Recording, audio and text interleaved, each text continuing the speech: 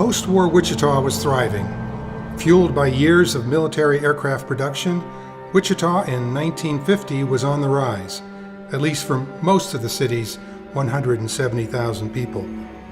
But for others, the less fortunate, those without a job and seemingly without hope, the future appeared bleak because Wichita had a homeless problem. But a doorway to hope was about to open: the Union Rescue Mission.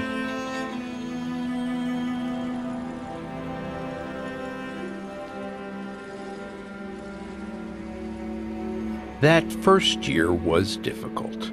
City officials complained because we were distributing religious tracts. There was collusion between the building's landlord and local liquor interests to force us out of their building. We had trouble obtaining insurance. A court injunction to evict us was dismissed. We had financial problems, but all were hurdled through faith in Christ. The very existence of the mission today is a testimony to God's faithfulness. It was on this very spot that Martin Moody and his colleagues met to form what would become the state's largest and oldest rescue mission for men. They called that first homeless shelter the Gospel Service Center. It opened in a former pool hall and tavern here on East Douglas. The building is no longer here. It's been replaced by this scenic pocket park, which, ironically, in modern-day Wichita, has become a frequent but controversial gathering spot for the city's homeless.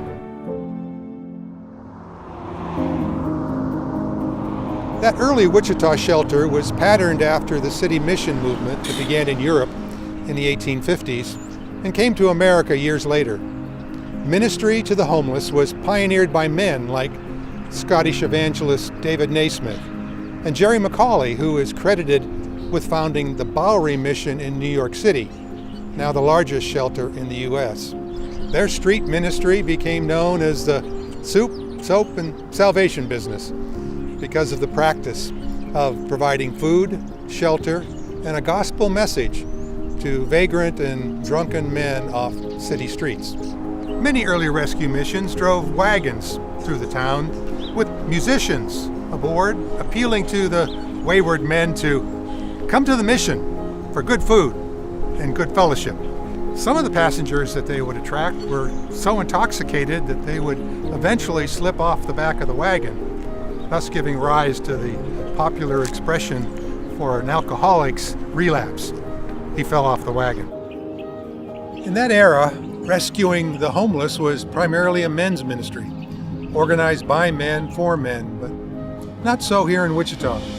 America's air capital has a history of female crusaders, women determined to rescue men from the grips of demon rum and irresponsible living.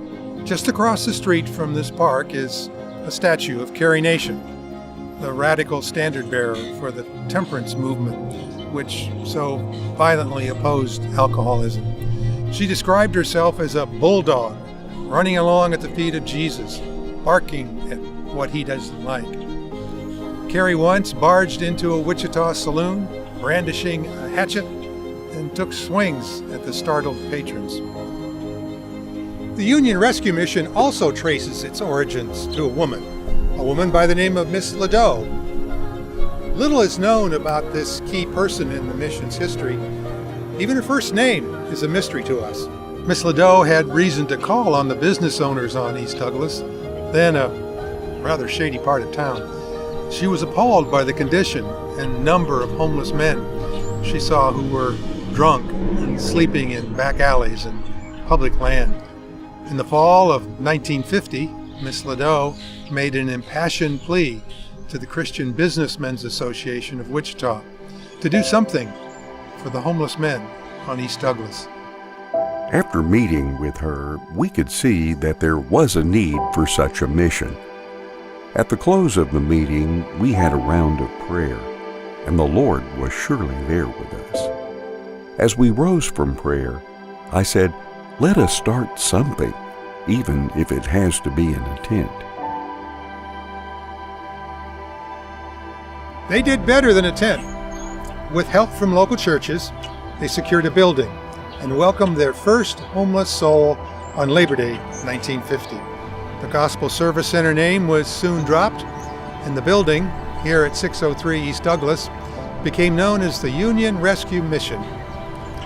3 years later, the mission board borrowed enough money to acquire a 2-story building around the corner on St. Francis. It remained the mission's home for nearly 50 years until the ministry moved to its current location, a former nursing home on North Hillside. Over the years, more than 100,000 men have sought refuge and restoration within its walls. Lives have been changed and eternal futures preserved through URM's ministry to the desperate and the downtrodden. 100,000 men. That's an impressive legacy.